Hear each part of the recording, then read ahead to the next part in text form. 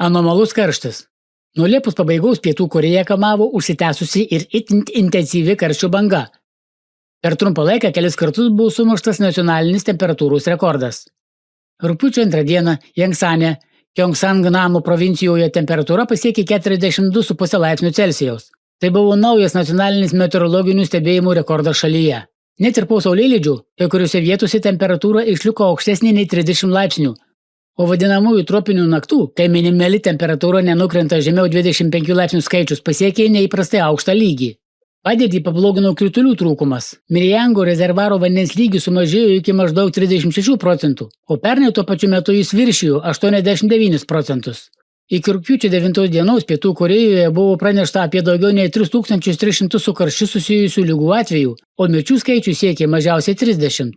Ypač pažeidžiami buvo vyresnio amžiaus žmonės, žemės ūkio darbuotojai ir tie, kurie ilgą laiką praleisdavo lauke. Ugniagesiai gelbėtojai ir vietos gelbėtojai laistė kelius vandeniu ir lankė gyventojus, tikrindami, ar nėra karščio išsekimo simptomų. Džokbango rajonuose, kuriuose yra labai aukšti ir pigūs būstai, kai kurie gyventojai buvo laikinai perkelti į patalpas su kondicionieriais. Po to, kai 2 žiūrovai dėl karščio išsekimo neteko sąmonės per profesionalų beisbolo rungtynes Inčone, visos 10 rugpjūčio 5 ir 6 dienomis numatytų rungtynių buvo atšauktos ir perkeltos į vėlesnį laiką. Karštis taip pat smarkiai paveikė žemės ūkį. Daugiau nei 17 000 gyvulių ir naminių paukščių, įskaitant vištas, antis ir kiaules, neišgyveno itin aukštos temperatūros. Be to, žuvų ūkiuose nugaišo apie 160 000 žuvų. Rugpjūčio pradžioje didžiąją Kinijos dalį užklupo karščio banga. Ji buvo ypač neįprasta šiaurės rytuose, kur tokia aukšta temperatūra stebima gerokai rečiau nei centriniuose ir pietiniuose regionuose. Iki rugpjūčio 4 dienos dėl karščio smarkiai išaugo energijos suvartojimas. Kinijos valstybinė elektros tinklo korporacija pranešė, kad elektros tinklo apkrova pasiekė rekordinės aukštumas. Rekordai buvo pasiekti Hebėjaus, Tenzinių, Lioningo ir Šandongo provincijose. Hefėjoje, Anhajaus provincijos sostinėje, rugpjūčio 4 dieną didžiausias energijos suvartojimas viršijo 12,3 milijono kilovatų.